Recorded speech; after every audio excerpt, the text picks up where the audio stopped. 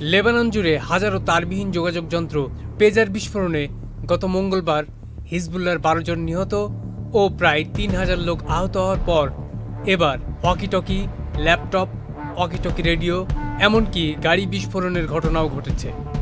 আর এসব বিস্ফোরণে এখন পর্যন্ত অন্তত ১৪ জন নিহত ও ৪৫০ জন আহত হয়েছেন।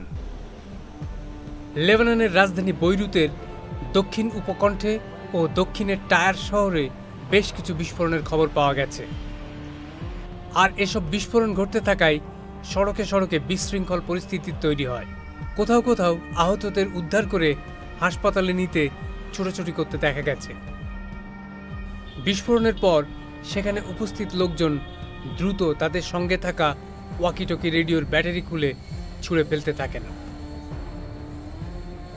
গাড়ি বিস্ফোরণের যেসব ঘটনা ঘটেছে সেগুলো গাড়িগুলোর নিজস্ব ত্রুটিজনিত নাকি এর ভেতরে থাকা কোনো যন্ত্রের কারণে বিস্ফোরিত হচ্ছে তা স্পষ্ট নয়।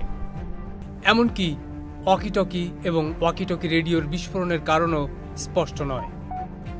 হিজবুল্লাহ বলছে বিস্ফোরণের ঘটনায় এসব যন্ত্র সরবরাহকারী প্রতিষ্ঠানের একটা যোগসাজশ আছে।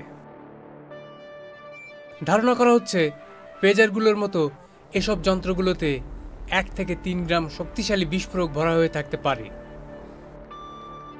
বিস্ফোরণ ঘটা যন্ত্রগুলো মূলত যোগাযোগ যন্ত্র, তাই হিজবুল্লাহর মতে এসব বিস্ফোরণ যন্ত্রগুলোর ব্যাটারির সাথে সংশ্লিষ্ট। তবে সৌর প্যানেলের মতো যন্ত্রেও বিস্ফোরণের ঘটনার খবর পাওয়া যাচ্ছে। এসব বিস্ফোরণের ঘটনার জন্য হিজবুল্লাহ ও লেবানন সরকার ইসরায়েলকে দায়ী করলেও এখন পর্যন্ত এ নিয়ে আনুষ্ঠানিক কোনো মন্তব্য করেনি ইসরায়েল।